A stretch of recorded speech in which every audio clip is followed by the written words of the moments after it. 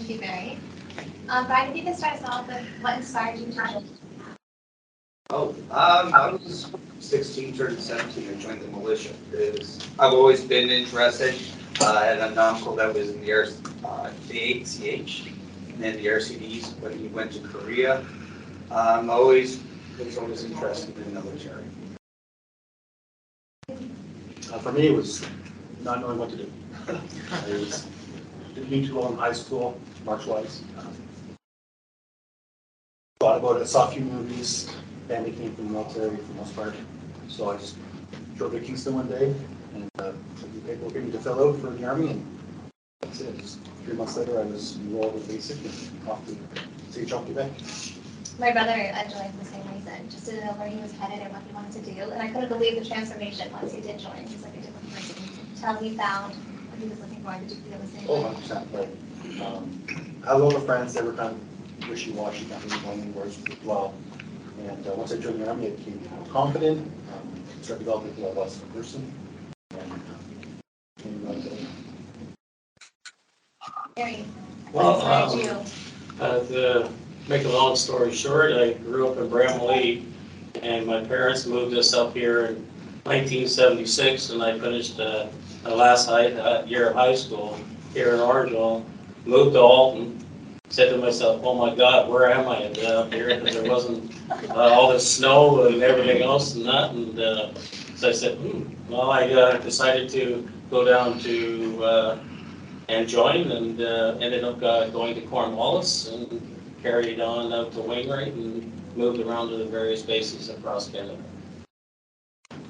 Next little bit, we're going to learn about your tours and different experiences that you had while you were serving in the military. So Brian, you started as a combat engineer. Yes. And you went on to complete 3 United Nations tours. I believe it was Cyprus in '89. Cyprus in 89, Iraq, Kuwait in 92, 93, Bosnia in 94, 95, and Haiti in 97.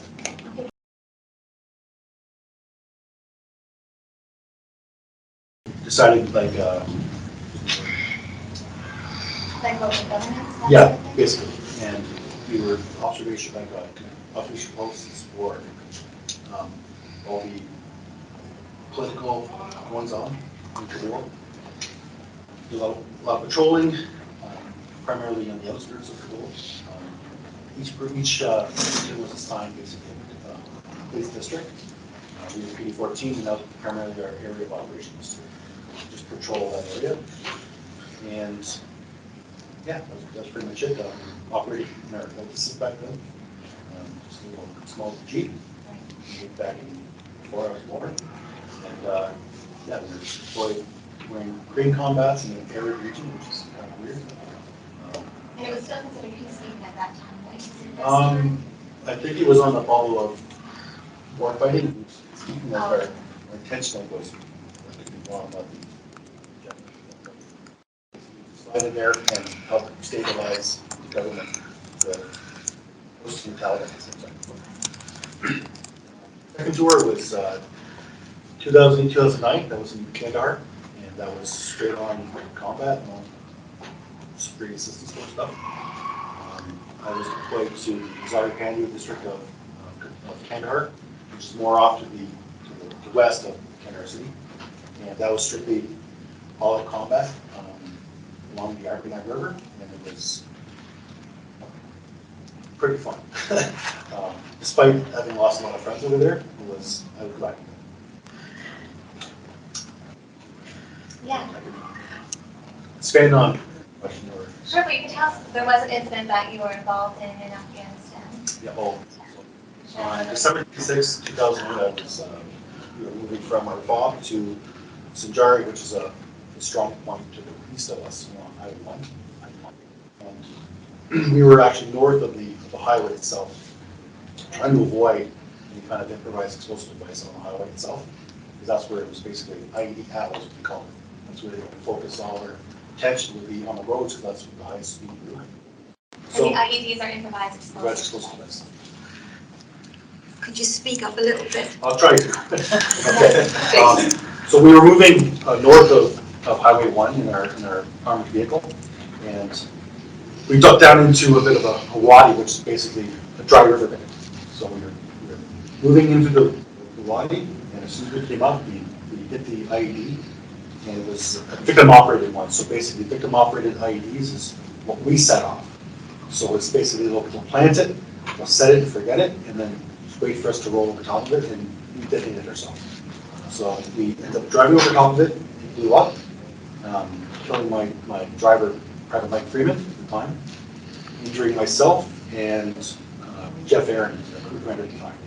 So once that happened, we did what we have to do to kind of get out of there and get back to a more secure area, and then we were flown up to Goal 3 Hospital in Canada itself, and then from there we just kind of licked our wounds a bit, and because I was the most wounded out of the 3 left, with the left injured, I was actually asked to escort Mike's remains back to Canada, and it was quite the ordeal to get from Kandahar, Afghanistan, back to Trenton, and then off to Peterborough, where he's from.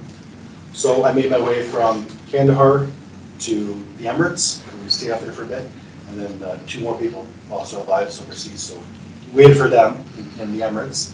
And from there, hop, skip, and a jump over to Trenton, and then we made the travel down the 401, right down to the coroner's office in downtown Toronto, and hung out in Toronto for a bit while they did their thing in Toronto, and then once that was done, we escorted Mike's remains to Peterborough and hand him to his parents. And then had a funeral, and then we listened to put back in the seats. So it was no time. So a lot to do in a state of shock. Pretty epic place. I know, I'm not sure, most of you do know, but that my brother served overseas, and he was killed in Afghanistan in May 2007. And he was serving with one of his best friends, and his best friend was there when it happened, and he was the same thing, he was assigned to escort Matthew Hall. So it's such a difficult thing to have to do when you have just experienced such a state of shock yourself. But from the family's perspective, it's such a beautiful way to honor that person who served and to bring them home and to make sure they're in good hands that whole way and to look after all of those things. And so from the family's perspective, it's definitely very meaningful. Hugh, how long did you recuperate from the injury to escorting the 3 soldiers home? I was still kind of hobbling around on the way back. How long a span was that to make the trip? The 6th, I think I was in Canada January 4th. So how many weeks or? 8 days. Okay. 9 days. What goes on through your head when that happens to you? So you're hit. How do you keep going? What makes you survive? Just say, I gotta get through this and keep going. What were you telling yourself? Were you thinking of family? Were you just on adrenaline? It basically, the way we've been trained in the military, it's just kind of like you fall to a default position of training. You're looking out for your buddies. Right. You have to do. It's all about training. How many times you train, how often you train, how good you train.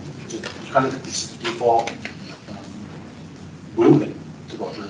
It's getting off the danger area, getting back to a safe location, and then reassessing what you have to do. And it's almost automatic if you're trained with them. So it's like more the intelligence and what you can train versus the emotion. Yeah. You just kind of go, got it. You've got to separate the two. You compartmentalize the two a bit. Got it. Let the emotions come after. Got it. And for some people, all my friends it's happening 10 years later. So it's forget about it for a while, then it starts kind of creeping back. You don't address it. And so we'll bring it back to you, Bryan, and we'll just change it up a little bit and tell us one of your greatest memories of your service. Either the really fun time with the guys overseas or back home. I know my brother used to share a lot of crazy stories that we weren't expecting. Some of them just loving to drive all of the vehicles around that they got to drive. Actually, it was. I did a small unit exchange with the Royal Engineers, our sister squadron, 2 Greenfield Royal Engineers, and it was really different how they approached things. It was really good that way. But from each tour, there's always stuff that you remember. I know, it's like I had football that I would bring with me wherever I went, and it turned out to be a rugby ball, and it's like all of a sudden, from everywhere out of the woodwork, people, they see a rugby pass and they all just gravitate to you, and all of a sudden, in the middle of the parking lot, you're cracking a rugby game. So that was always special that way. And it really is like a family, I think, the way you are in the military, right? Everyone really connects with each other, they support each other. So you're able to get through those dark times, but then also seek those moments of fun and just being together. Yeah. Barry, I'll go over to you. Do you have a favorite memory of your time serving those 3 years that you did? Well, you grow up very quickly, and you develop an awful lot of close friends, people that you know that when you're standing beside them, they have your back and you have their back. Going out in Wainwright and playing mud football in the middle of the field and having a whole bunch of fun knocking each other down and all that stuff, and those type of things. Going out and exercise up in Wainwright, being up in North Bay and putting our Santa Claus uniform on so we can watch Santa Claus from the yard that you see every year with NORAD, and all the kids are watching Santa Claus going. Those are all really a lot of fun times. It was also times too when they closed that big door downstairs and you're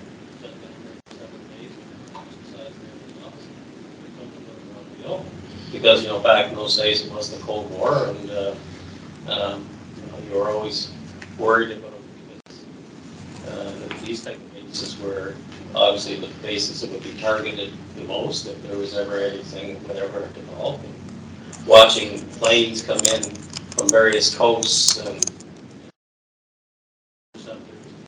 find who they are because they're creeping behind on the borders, and that's even happened now.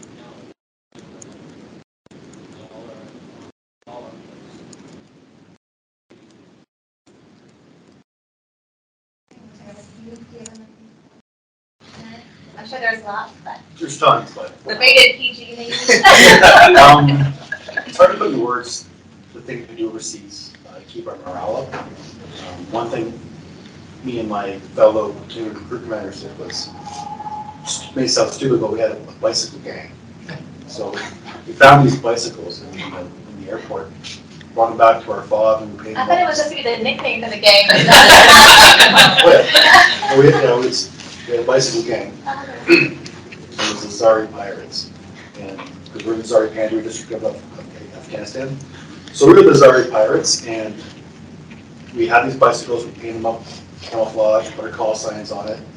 I had my mom send over G jackets from the thrift store, cut the sleeves off, painted our logo on it, covered our faces, and we just drive around the fog, harassing people. And then we became allies with the mechanics, and then made big massive chopper on a bike out of like spare parts. So we're driving around the fob, and we had a rival. Typically on tour, people go when they start growing facial hair, like mustaches. So we had a group called Mustachios, who grew their big long mustaches, and they had those seating spots in the mess hall. So it was our rival. We always kind of harass them and harassing us. We drive by the green line, harassing everybody. And, it was just something we kind of did to buck them around and have fun. But that's one story. There's tons of things happening volunteer that I'm really fond of. And I keep tabs with all my friends today because of those fun things we did. Bryan, you did a tour in Haiti, the Yes. United Nations tour, and I think what came in handy was the diving skills and the advanced water certification that you had to get to. Yeah, I was an Army diver, combat diver, and a ferry had sunk with passengers on board, and so we went in and started doing body recoveries. What else to help people? Great to have people come back. Right. So I think for those of us who aren't connected to the military personally, we're not aware of all of the different roles that the military plays, right? From humanitarian missions to environmental missions, it's all kinds of things, and right across the world. Even across Canada with all what's going on with the hurricane down east and the troops happening there, and then out west with the fires and things like that. A lot of things happen in our own country that a lot of our troops do every day. I like to think of them as our silent superheroes. They fly all over the world with the purpose of helping people, and in whatever capacity you're needed, you guys show up and you do what's asked of you. You're remarkable. And I just want to mention that you were awarded the Chief of Defense Commendation for your efforts in Yes, CDS award, yeah. There's lots of acronyms in the military I've learned. Yeah. And even reading through their bios, I almost had to Google a few things to figure out what I was reading. We have a bad habit of using acronyms Yes. for everything. So we will go to you Barry first. If you can tell us a little bit about what it was like to transition back into military life on base, whether it was after your experiences traveling or just in civilian life after being in the military. Well, in my particular case, after being 3 years and being told that you have to leave because you have bad knees, you have to, find a job. And then I found a wife, and I had 3 kids in a matter of 11 months. And try to raise a family and, move on in life. And when I retired, I got really involved in the Legion. I've been a member for 35 years and just received my life membership on Canada Day this year. And I'm also the service officer for the Legion, so I take a lot of pride in helping people out there and doing what the mandate of the Legion does, and which is a lot of great things. And we thank the community for the support that they give us through the Poppy campaign and the donations that we throughout the year. Thank you. I'll turn it to you. My transition is pretty easy. Having something to go to is a big step. You go into military infantry primarily to a policing role, they're pretty close, I'd say. Not saying, but they're very close. Veterans Affairs Canada helped me out quite a bit with the career transition services. We kind of help you build resumes, how to look for jobs, how to apply for getting a doctor, because everything in the military they take care of. Dental, doctors, everything. So to start as a 29-year-old male, trying to figure out how to go to the doctor's office is difficult, because I've been since I was 18 and taking care of it the whole time. So it's almost trying to start as an adult from later age. So that was pretty easy. Veterans Affairs helped me out a lot. Family helped me out a lot. And yeah, my own advice is to have something to go to once you're making that transition, not just to something or to nothing and trying to figure it out after. Because once you're out of the Army, it's kind of hard to get that support again. So that's what helped me. And you did progress quite quickly. I think when I was reading your bio, in between those 2 tours, you went from a private to a corporal, to a master corporal. Yeah, so I started as a private, went to corporal pretty quickly. I was advanced promoted just based on being a hard worker. And went from corporal to the leadership course, among other courses like parachute course, rappel master course, different gunner courses. Went from corporal to master corporal fairly quickly as soon as I could. And then went on my second tour as corporal crew commander, a role there.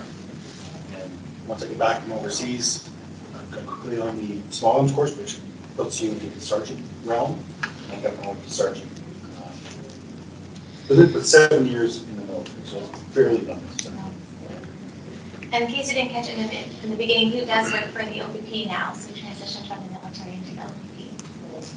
And Bryan, for you, transition out of the military, you were in there for a long time, lots of experience. Yeah, but I was a instructor or a course director at the Canadian Forces Fire Academy, and I had the opportunity to get a position as a training officer with the Bryan Fire Emergency Services. So that transition went pretty smooth. I had been applying to other fire departments. That was one of the deals I made with my wife in order for me to take the occupational transfer from combat engineer to firefighter, was that I had to start looking as soon as I hit 20 years. As soon as I was able to retire, I had to start looking. So it took a bit, and then now I spent 6 years in, I spent 6 years in training division there, and now I'm on the floor. Been on the floor for about 7 years now, going on 8 years.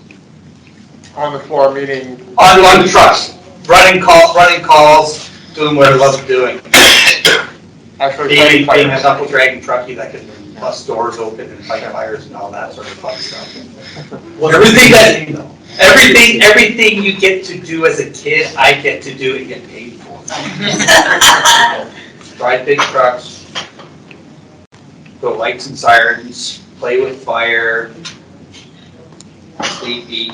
Oh, great. And when you're not clean up fires, you're the squadron commander for the Legion? Or Oh, no, Sergeant at Arms. I'm the Sergeant Sergeant at Arms for the Legion. It's my first year. I got nominated to be Sergeant at Arms, so give it a shot. It's my first introduction as at the executive level. I'm also a group commissioner for 3rd Orangeville Scout Group, and with our fire ventures and rovers. So we're just going to circle back into the military life again. We often talk about the soldier sacrifice and the ultimate sacrifice. And, you know, personally, my family experience in Canada does a wonderful job at honoring its fallen soldiers, but we don't talk enough about those who are currently serving, our veterans, or those who are struggling with injuries, including PTSD. And so the reasons we really want to have this event this evening as well, to get their stories out to the community so we can learn about everything that our Canadian soldiers are doing and that our Canadian Army is responsible for. So one of the things that we also don't talk about, in addition to the soldier, is the family sacrifice. So lots of time away from home, on long tours, maybe coming home with some damage from those experiences. So if you can talk a little bit about how your family helped you through your tours, whether it was your parents or siblings or even friends, we can include that as well. But how they, you know, in the beginning when you first joined, what was the reaction, and then how did they be involved throughout? We'll start with you, Bryan. Okay. Well, sometimes you come back, you're a little bit short with people. But like when I was posted to, and when I was on ship, HMCS Regina, we were doing an exercise called Remembrance. And so we're out sailing off the coast of Hawaii. And when I got a posting message saying we're now posted to Winnipeg. So my wife's, she got a 3-year-old and a 2 and a 4-year-old, and she's got to now roll up the house, put everything on the market, and we're leaving. I actually ended up getting flown back from Pearl Harbor straight to Victoria to. Luckily, actually, no, we didn't actually sell the house yet.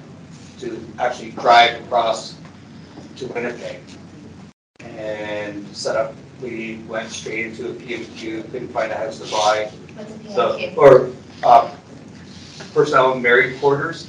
So it was like straight into that and start work the next day. So yeah, it can be pretty tough. It's tough on the kids going to new schools every single time. Combat arms, they don't move as much as the fire service does. Fire service talks actually months. So where my friends were talking about, my youngest who's combat engineer now in Petawawa, he could be there for like 10 years. And I'm like, fire service, we're looking 3 to 36 months postings. So that ends up being tough on the family, tough on marriages and relationships. Why do they do that? The fire service is hiring. There was a giant freeze, and so you've got a bunch of really skilled, motivated individuals that are moving around, and they're getting tired to move around, so they apply for municipal services. That and the pay, to be honest with you, isn't that great in the military. Whereas municipal services, the pay is significantly better. And I don't have to move my family, and my kids don't have to be the new kid at school every single year. That ends up being tough on the kids, because they're all of a sudden they're the new kid, and they try to get. When we moved to Orangeville, my oldest ended up talking to someone in his nose because they were picking on my youngest. So because there was the new kids. And always new kids. They're and always new Yeah. kids. And so having friendships are tough when they're young too. Just big off. And reason why a lot of times combat arms, combat arms, move around is for succession planning. You'll go to a school position and you get certain competencies for that trade. That's pretty much why we move around. It's competency based, or basic competency and succession planning. For me, my family, they were very supportive when I joined. I knew I was going to Afghanistan so soon after that, but They were just glad that you found something that you something. wanted. And For me, my dad wanted to do what I did, and he wanted that same kind of life. So he was very supportive of me going. And just when we were deployed overseas, it's nice to have your family sending you care packages, or you call whatever time in the morning because of the time zone change. Which is nice to have that. and those dead in Japanese. You wouldn't have been the vice president without them. Yeah.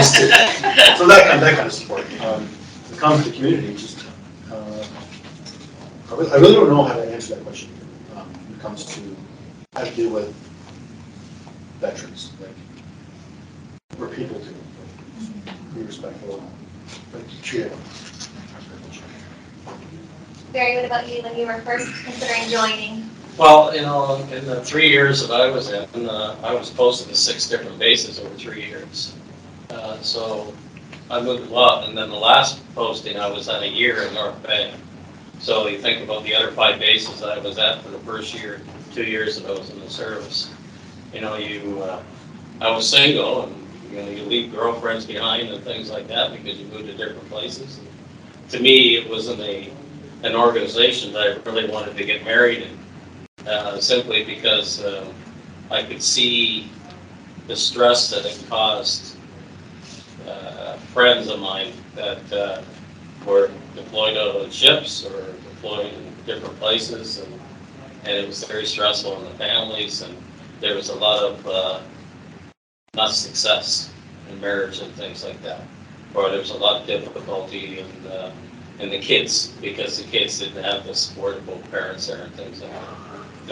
My friend Chuck, in the 38 years that he was in the service, he was deployed for a total of 5 years away from his family.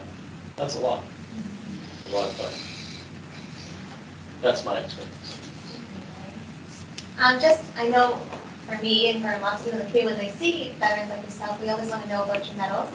So if we could just go and talk a little bit about the medals that you have. And I know there's a difference between what's worn on the left and what's worn on the right. Yes. So I've got the Special Service Medal with the humanitarian bar. I did 2 humanitarian reliefs. One was Gilbert, which was a hurricane relief mission in Jamaica for Hurricane Gilbert. There we did water supply. Our section there, we developed over 1 million liters of water for a milk factory. Yeah, the other guys got to be 100 meters down from Appleton Rum Factory. But when you think about it, you're looking at producing water for the economy. Then I had Hugo, which is another hurricane relief mission to an island called Montserrat. Then I've got the General Service Peacekeeping Medal that if you do a tour, you automatically get that one. Cyprus, I did Cyprus in 89, Iraq, Kuwait in 92, 93, Bosnia in 94, 95, Haiti in 97, the Queen's Golden Jubilee, that was kind of tied into that body recovery I did in Haiti, my CD, and then to my fire service medal. And you were saying that your children have now gone on. Have both gone on to join, or just the one? Just my youngest. Yeah. He's So a combat engineer as well. he is a sapper in 2 combat engineer regiments at Wawa. And how did you react when he told you? I didn't have a problem. My wife said, not so much. For me, mine's the first one's the sacrifice medal. It was given me because of being injured in direct conflict with an enemy combatant.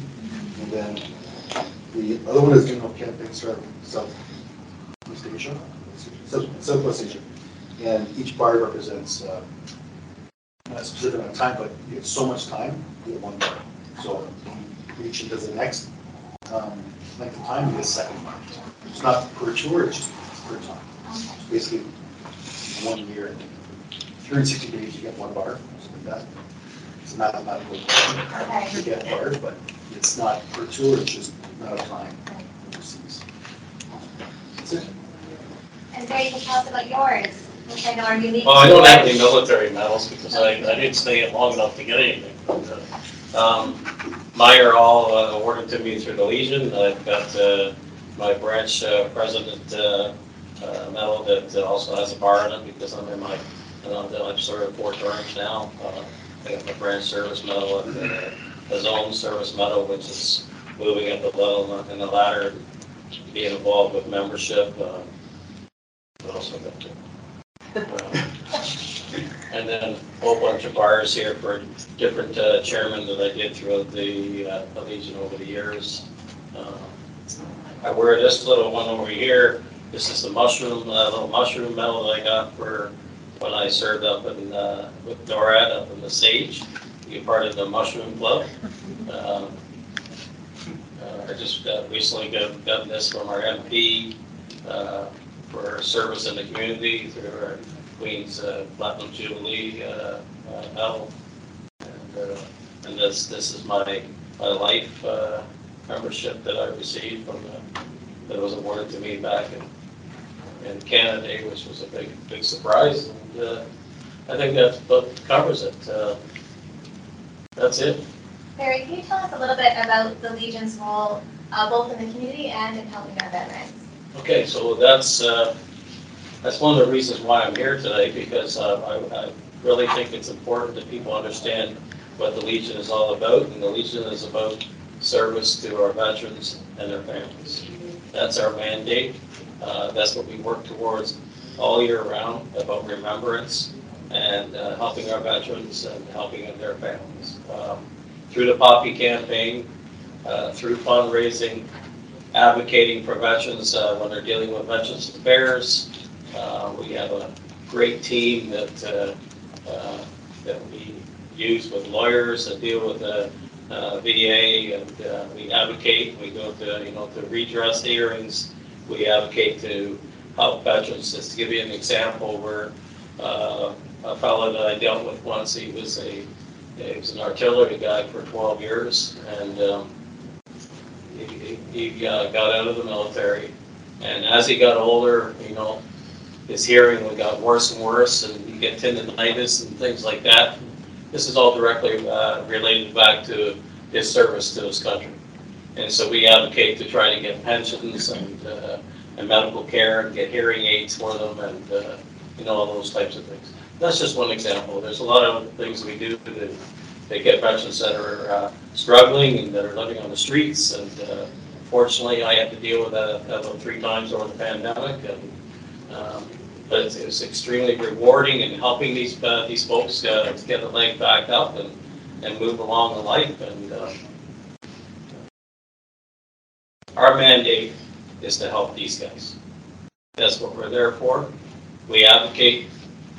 We put all the resources that we can. We have provincial service officers. We have district service officers.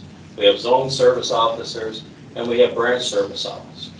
And all of us are working towards to do what we want to do, which is to help people that have served this country.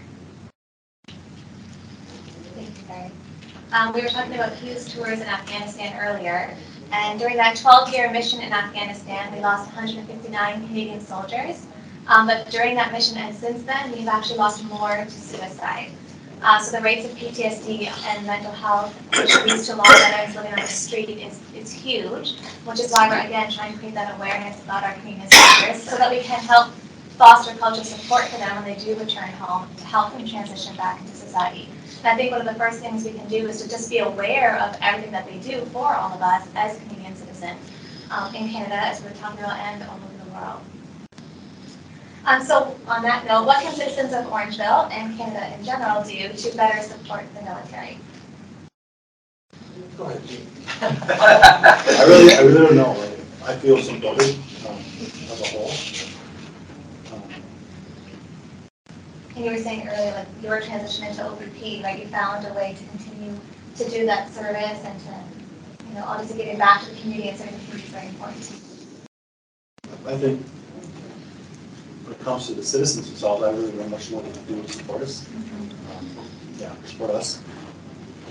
It's more, we got to be able to support ourselves, getting out, and really the support we need doesn't come from the community, it comes from government and giving us different services that help us get out properly. Transition well. Not just should go on us. Make sure that Veteran Affairs is there. I really have no information for the citizens. They're doing the best they can, and it's appreciated. So. I think supporting through the pocket campaigns, also donations, so that way we can make those connections, those collections. So that way we can just give, here you go, you need some money so we can get those veterans off the street. Should they knock on our door and ask for help? One addition to that is my mind is go to Remembrance ceremonies.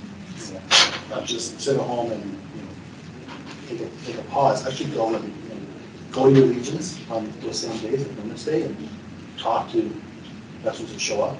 That's where I learn a lot of it. Kind of pass on the stories from them.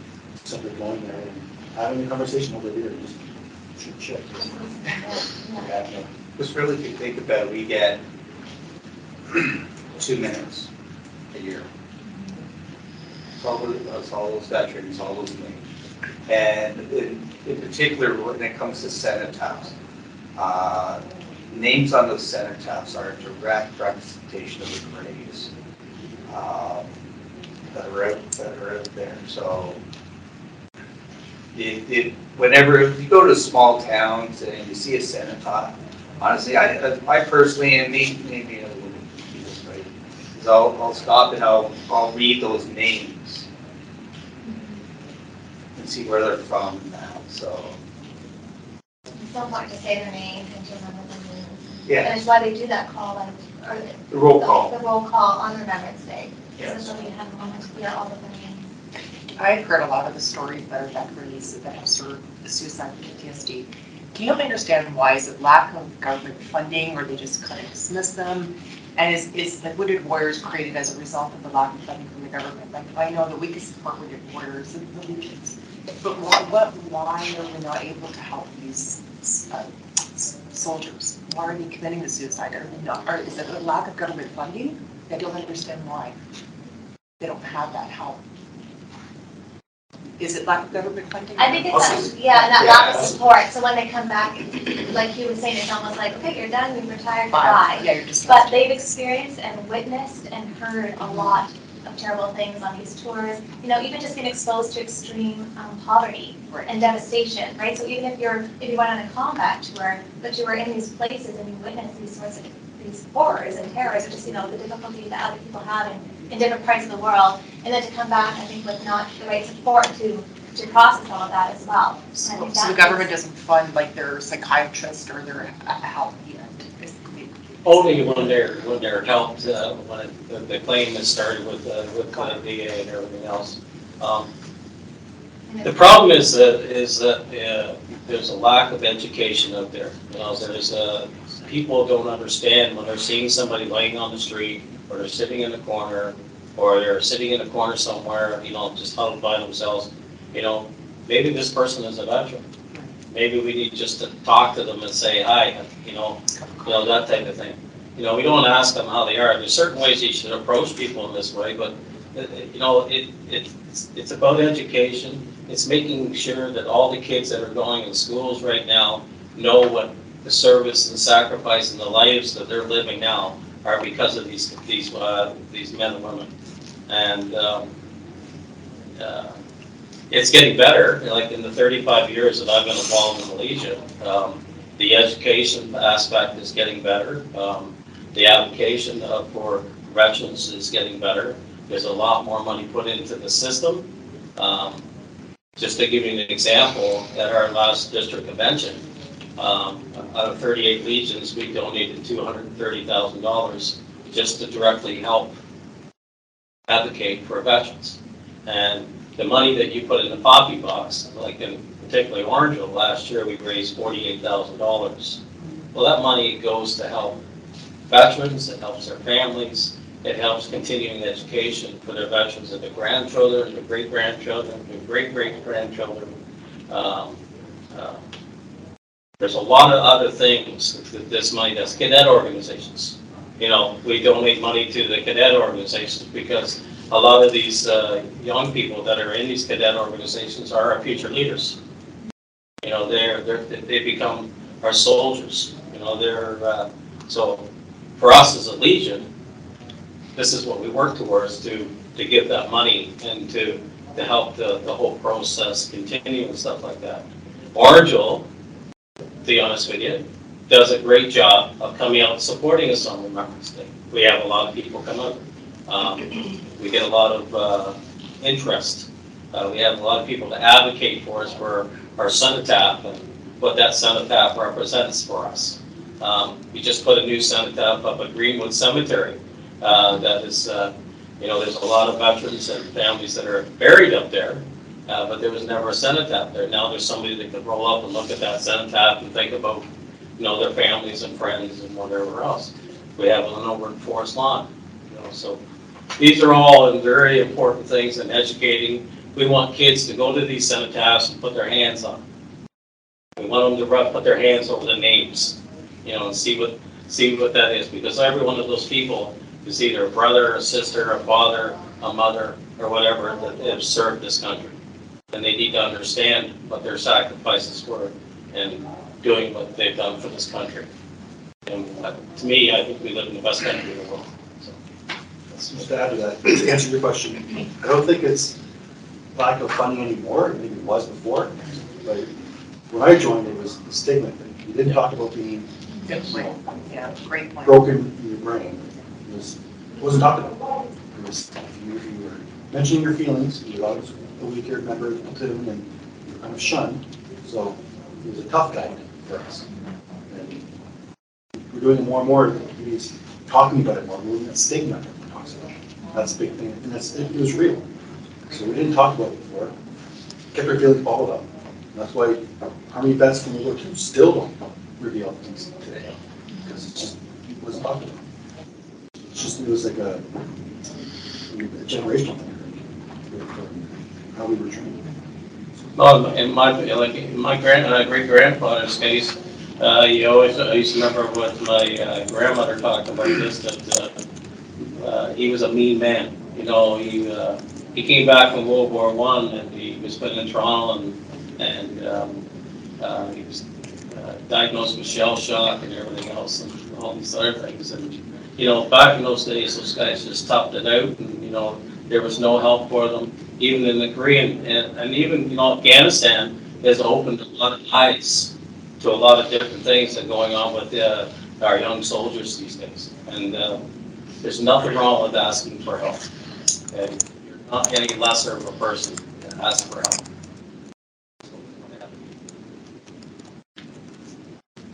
And Bryan was lucky to transition into a fire service role that he had done in the military and did in civilian.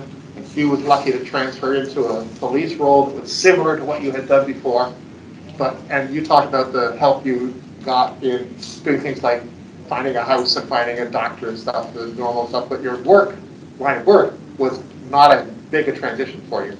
But some soldiers come out and they don't know what they aren't trained in something, and so they have to find a new line of job and get training for that. And that probably puts more stress on them and more trouble coping with the transition. So does the military help in vocational training for soldiers who retire?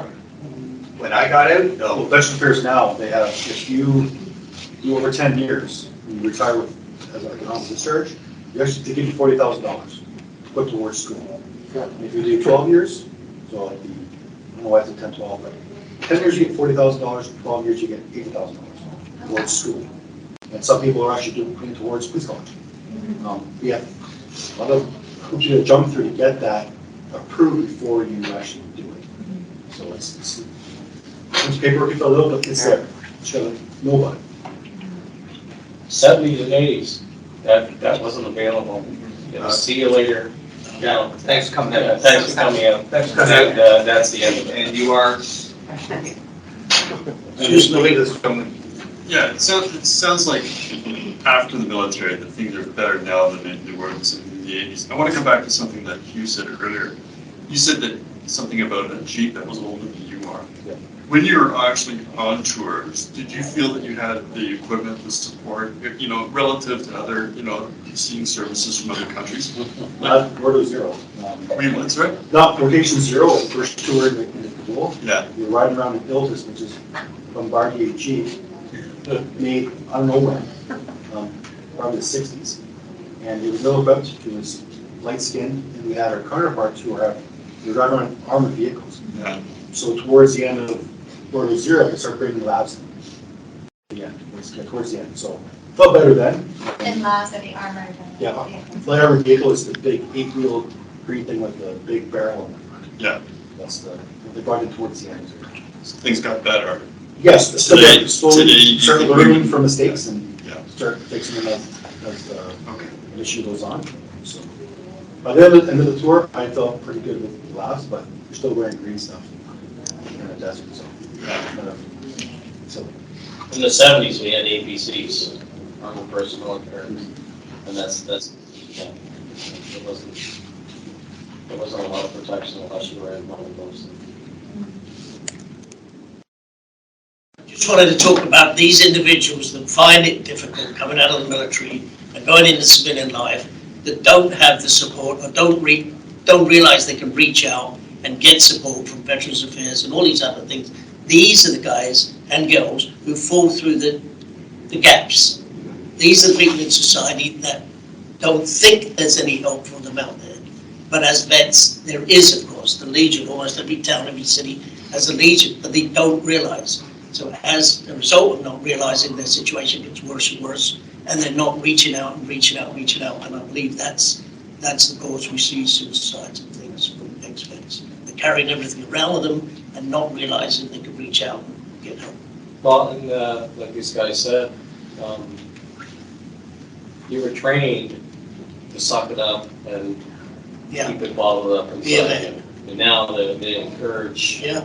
to talk about it, like, you know, they would have more experience at it than I do, but that's my experience again with current veterans now, is that a lot of these guys were afraid for help, they would ask for help, and they also thought it wasn't the right thing to do to ask for help. You know, and to try to give them the help, sometimes you almost have to force it on them. You know, you have to lead them to the bank, you have to lead them to the, you know, to this, and you have to do all that because they didn't feel honorable to ask for that. And I think as a society, we've gotten a lot better at talking about mental health Sure. and prioritizing mental health as much as physical health. I think there's still lots of work to do. Yeah. But to see the changes in the military, it was very much the culture that needed a change, right? And that's going to be slower, of course, but the fact that it's changing is so great. And I would just add that I was part of a committee that helped build Bravery Park in town. And to go back to what Barry was saying earlier about that education piece, so we, as a committee, give tours to local classes of schools and brownies and scouts, and we take them through and we educate them on the roles of our Canadian soldiers. So just to help create that awareness. So they have the cenotaphs, they have Bravery Park, so they're learning about our fallen, and they're learning about all those who are currently serving, and our veterans as well. And then I know there's someone very special in the room, Laura, who was part of the Poppy Project. So this Remembrance Day, the clock tower on Broadway will be fully adorned in handmade, knitted, and crochetable poppies. Oh, this lady is modeling one for us right now. And I think that's just going to be an absolute beautiful testament of our community and how we are supporting our veterans, and we do think the world of all of you. So, yeah, thank you, Laura, for spearheading that project. My honor. I saw that on your Facebook. Are there any more questions? Does anyone online have questions? There is one online. James, would you like to unmute and ask your question?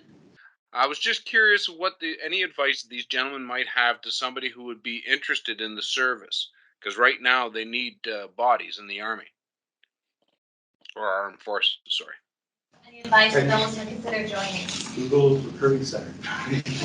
Find your closest one. Forces.ca.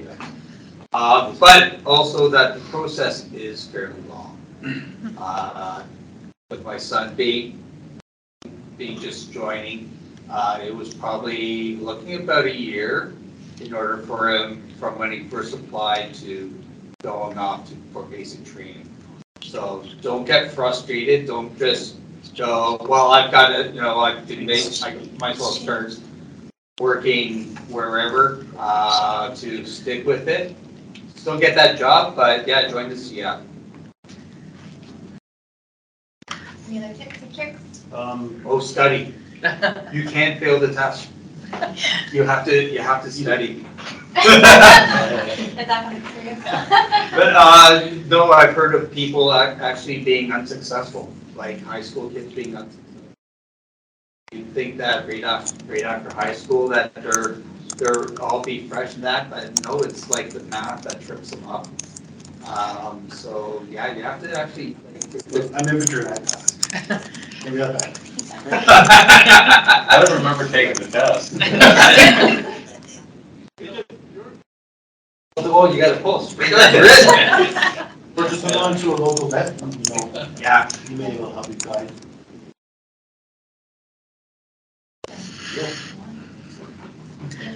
Sometimes you're going to get assignments in the military where your training suits you, prepares you for that assignment. And sometimes you get thrown into something where you don't know what you're doing and how do you cope with that thing.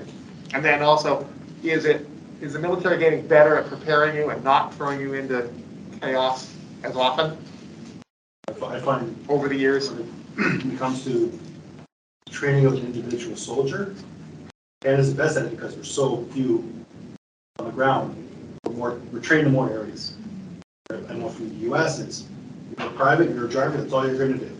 We're private so-and-so in the Army, Canadian Army, you'll be a driver, you'll be carry a radio, you'll be able to navigate, you'll be able to do all these different things. So it's just we're trained in a lot more areas than the average soldier in a different force. I guess that's comes with training, just to be able to. So we have such a react. reputation. Some of our pre-deployment trainings are almost as long as the tours. We train for a year to do 6 months, 7 months. In the US, and I know different countries and everything, but I have a friend who is a veteran and they are offered a lot of like veteran parking spots, discounts at like Home Depot and other stores and things like that. Is that something that you feel that we should start advocating maybe for here in Canada? I really don't think so. I don't need to be showered with stuff. I don't think do it for that reason. Mm-hmm. I get the reason why people do that, but I just kind of want to live my life and just wear poppy on them. I think the one thing that they do have is that they're really supportive in the United States for their post-secondary education, their colleges, where they're like, if you do so many years, you automatically get, and this is my understanding, you get that tuition taken care of. So I think that is great. I don't know, I'm not sure about the parking spot. It's nice, but I know there are some communities, I believe Winnipeg just actually did that. If you've got a veterans plate, you can park in paid parking. And maybe it's just another way of saying thank you. Yeah. Mm-hmm. And even in my experience, every Canadian soldier I meet is some of the most humblest people I've ever met. Like, they don't think of themselves as heroes. This is just our job and we just did it. But to the rest of us, it's like, no, you are heroes. And I think those are small tokens of appreciation that a community can show or a country can show. I have been asked many times about discounts and things and been asked to supply lists. There are lists out there of businesses and restaurants and retail organizations that do offer discounts to veterans. It's not a big discount, but it's a little bit. But there are a lot of things. I'll give you an example, Cabela's. Cabela's will give you 15% off if you buy anything at Cabela's, as long as you show your ID. And there's lots of other restaurants and places out there. You can go on the web and you can search for veteran discounts and it'll give you a whole multitude of different things. Traveling on via train, you can get a big discount if you want to travel on via train, I think like 30%, something like that. So there are a lot of different things. I get asked that question a lot, so that's the reason why I answer. Yeah. But You know, is it important? Well, some people would say it's important. Some people, guys won't join the military to get discounts when they come out of the military. You know, that's not what they join it for. But they're available. You know, when you get later on in age and you're a pensioner and whatever else, maybe you can appreciate some of these discounts. And just to speak to Shannon's point, James also had a comment, which I'm just going to read. James's is that he is honored to be here with these gentlemen because they are heroes in his books. Any more questions? I'd like to make a comment, not a question, Yes. but just to put it in context. When we see a vet with medals on the left side, they are earned medals. They earned every one of those medals. And with no disrespect to the Americans, you join in the American forces and you wonder why there's 2 bands of ribbons or 3 bands of ribbons or medals, up to a general who's got 27 bands of medals. And you wonder what's going on when Prince William is walking around with 2 and Harry is walking around with 3. And we're talking royalty. These medals were earned because those guys served, as these guys served. And again, and I'm trying to be disrespectful, as an American when you join, if your unit served somewhere back in Guam or wherever it was, you automatically receive those medals. So you could be a private or a, I don't know if they call them Lance Corporal or what they call them, Corporal in the American service, and you have a band of ribbons. You may well have earned your own, so no disrespect. But the other ones were earned by the unit that you have joined. And so to look at gentlemen out there are wearing medals than that. They earned them. It's also, you know, we still have, like, we've got like lots of members that are veterans that have no medals because they, you know, they didn't do 12 years. Maybe they didn't get the opportunity to go on tours. Yeah. And that's, you know, not, maybe their name just didn't come up. That's unfortunately what happens, right? You know, Bear's a veteran. So there for 3 years. One thing that I always say is no veteran almost signed. I'll sign the dotted line. I'll sign that blank check in Canada. So they got, from when they joined the military to when they released, they were all ready to go. Whether the name came up or not, it's not up to them. So, Mike, not sure if you would know this. His son, this is James again, I'm sorry, his son is interested in flying a helicopter. So I told him if he wants to do that to join the Army, how hard would it be for him to do that? Do they know, do you know, sorry? So pilots are strictly Air Force. So if he's thinking about that, maths and sciences, you have to be really, really strong in those. It's a very competitive field for all pilots. So good luck for him. Mm-hmm. It really is. To be honest with you, the competition for top 2 trades in the service are pilots and firefighters. They're the 2 hardest trades to get into. Going to school and getting an aeronautical engineer or becoming some type of engineer is really helps you getting to if your goal is to become a pilot. You know, that education prior to going to apply is a big thing. It's just the same as even going to school and becoming a nurse. You know, you get an opportunity to join the military and become a nurse in the military, become an officer, you know, help people and things like that. Education is the big thing. Well, it was an absolute pleasure to get to speak with you all this evening.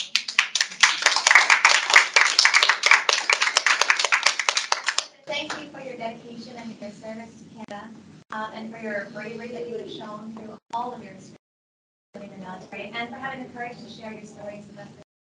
Does take courage.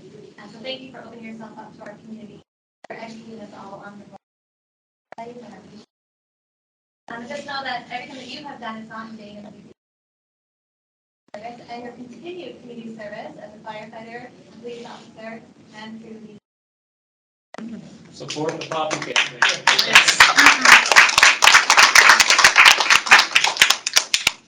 And the Legion is open to everybody now. It is. All right. Yeah, you do not have to be of any type of background except being a Canadian citizen. And that's the other way to support. I would find one to talk. I was a Legion member for many years and don't attend the Legion for different reasons. But yeah, the Legion is open to everybody. So everybody who's a mind can join the Legion now. It's totally open. And that way you can experience more of what the Legion is. It really is like a service club, right? In the way the option Yeah. serve and Alliance. Sure, serve. yeah, we They just do don't, give back to the community. we do a lot of things. We, like when we run our bingos or, we run different other things.